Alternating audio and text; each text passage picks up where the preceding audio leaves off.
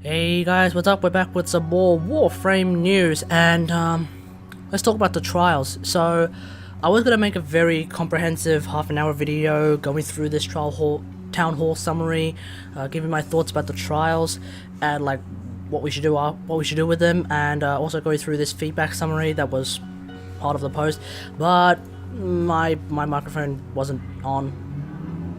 So I'm just doing this again. So instead, I'm just going to go give my thoughts basically on what I think trials should do, taking into account everything that is said here. There are some things in here that I don't necessarily agree with, but whatever. That's irrelevant now. Anyway, trials are going to get removed. It makes sense to me because they are something that a lot of people in DE work on, but not a lot of us play. It's a good thing because that means that those people who are working on bug fixing the trials can now work on things like the sacrifice, Plains of Eidolon stuff, whatever Venus's landscape is going to be, that kind of stuff, other stuff, melee, damage 3.0, sorry, damage 3.0, Cora. There's tons of other stuff to work on, so them getting rid of raids will help with more manpower fixing that kind of stuff. That's good. I understand why it's bad, because there are certain communities like the raid bus, which is really like where this town hall basically came from, the raid bus, and as well as certain communities like the Brozheim community, I guess the DK community, I'm not 100% sure. I would assume there are other communities out there that love playing raids. Some clans enjoy playing the raids because that's part of their recruiting strategy, to also have the raids on every week. So, yeah, I understand why it's bad. I also understand why it's good. Yeah, I land on the side of good because like I said, it just means more people working on other stuff that I think more players overall would be interested in. So. And that's really the reason why they decided to can raids. But they're also interested in making a new raid, and that's really where this video comes in. Like, that's really where my thoughts of the new raid come in. And to me, I feel like what DE can do is that they can actually learn from Destiny. So one of the few things that Destiny does well in my book is that their raids. Even Crota's End, which apparently a lot of people didn't like, I actually like Crota's End. I like that it functions. I like it because it functions as a raid. It does exactly what I'd expect a raid to do, based on my understanding of raids. I haven't played Warcraft, and I haven't played any other game that has raids. I haven't played Diablo that involves dungeons. I don't know any other games that have raids, actually. So my understanding of raids is purely from Destiny. So to me, a raid is basically a multi-staged giant mission, where each stage tries to seamlessly flow from one to another, and each stage, like the first few stages, involve mechanics that will then become important in the final stage, or at least some sort of aesthetic, some kind of enemy type that is important in the final stage. So, like so it's like a story in and of itself, just in one giant flowing kind of thing.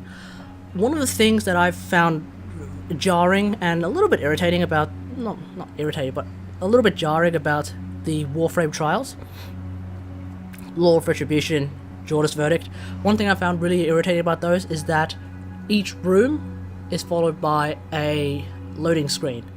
That really just takes me out of the raid itself, because it's like it just turns into 3 missions. Crota's End does that as well. The first 2 missions involve what is essentially a loading screen. Like great big bright light is kind of it's kind of a cop out, in my opinion. So I guess that's why not the best one. I haven't played the final one though, the Siva one, because I couldn't get into that one.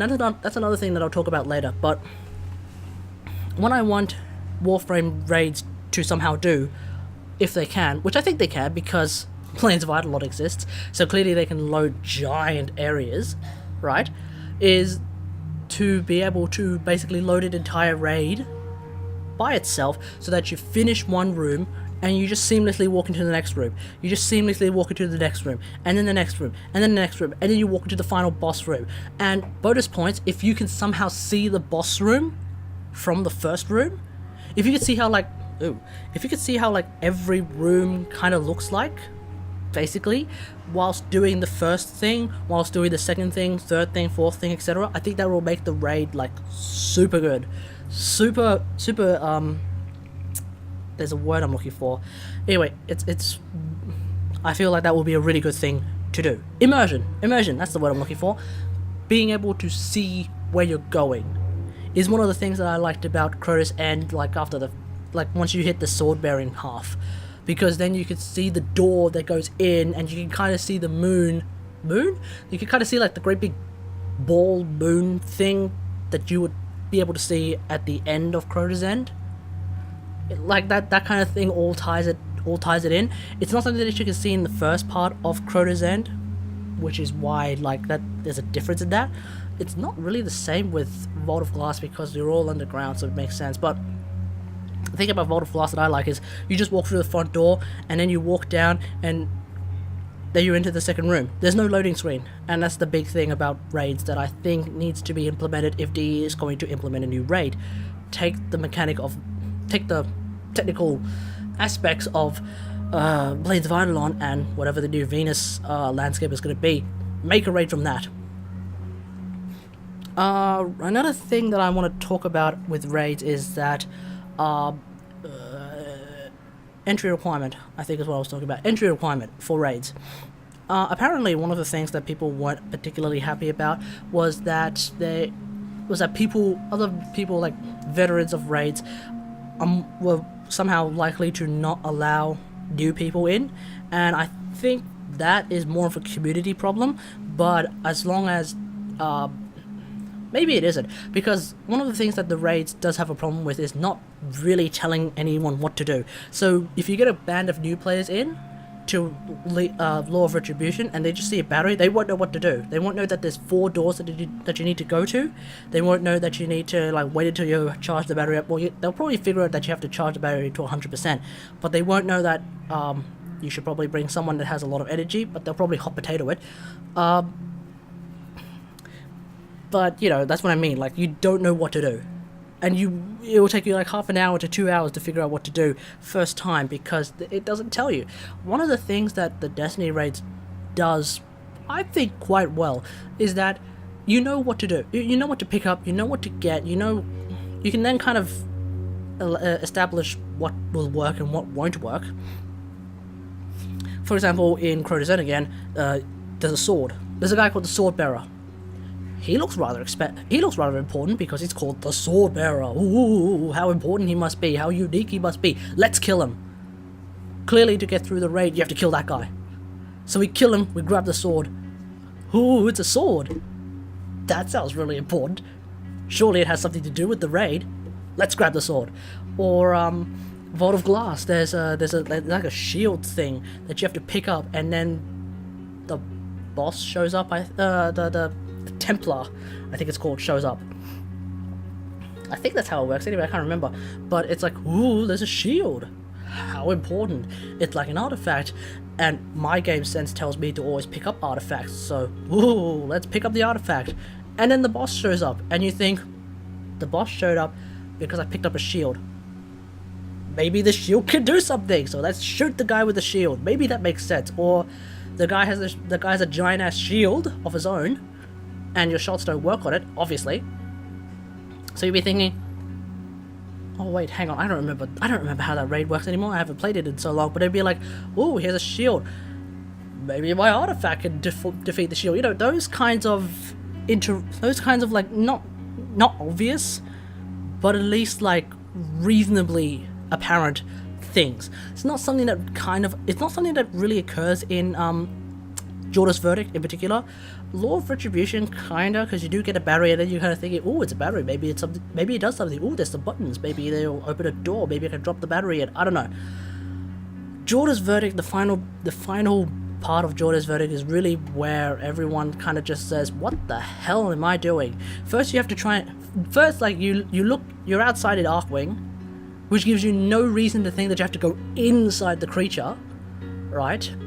Because the only correspondence you have with the Jordis Cephalon is him just saying, kill me, or actually, why do you kill me, all of that stuff, you know, not really helpful information. And then it turns out that there's like a little hole that you go in through his arse, and you wouldn't know that.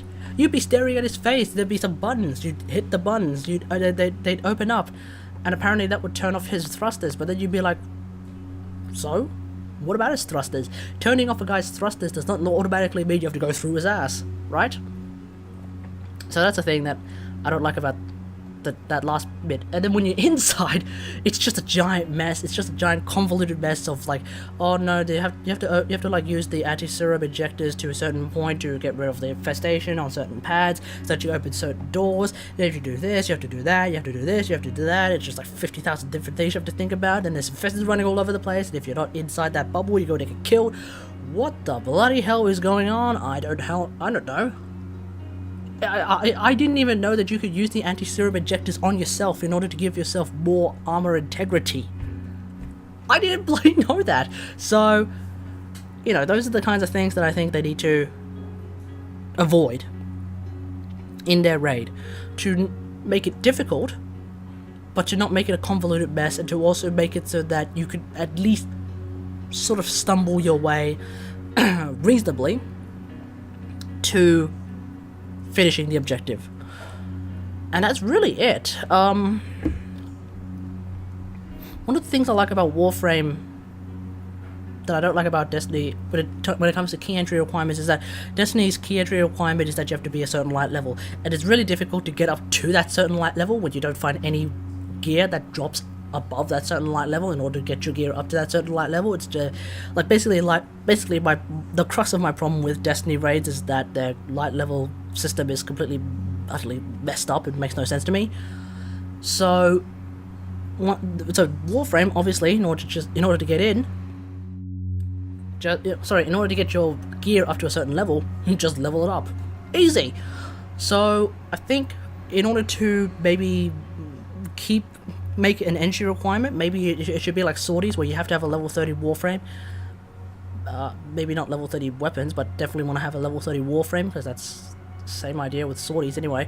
It just means that you will have the full access to all of your abilities, and then really your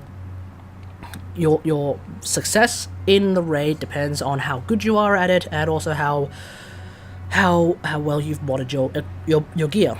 That's cool. That's good. And then, like, you know, then we can kind of figure it out from there. Another thing is something that they brought up in this particular post is to do with like more parkour. So somewhere they say something along the lines of more parkour in the raid, and I agree with this. I bring up the King's Fall raid, which has a jumping puzzle. It's one entire room, kinda, or half a room. Actually, it is one entire room where to get from A to B, you don't do any killing. It's all about how do you get from one ship to another ship to another ship to another ship to another ship, and then you wait, crouch, get to another ship to another ship to another ship to the end. Like, that kind of thing I think would be really good for Warframe, especially since Warframe does have parkour. Meaning that you probably want to have like a wall, a platform, a wall, a platform, another wall, some fire. I don't know, it's like stuff you want to avoid, lasers, electric grids, I don't know, like just things, more things, so that you can just jump and hop and jump and glide and all that stuff, so that there's what was I thinking, there's challenge in using the entire breadth of the parkour system. Anyway, that's really my thoughts. Everything else I agree or slightly disagree with. There was one point at the end. I think it was like public stats being used to recruit. Desired to limit this. I don't know. Anyway, that's what I thought about. That's what I think about raids, trials, and what D could continue to look into when they have the time. So whenever that shows up, I guess we'll see. Anyway, hope you guys enjoy this. If you did, hit the like button. If you're new to the channel, maybe consider hitting the subscribe button. And until next time, I will see you guys later. Thanks for watching. Bye!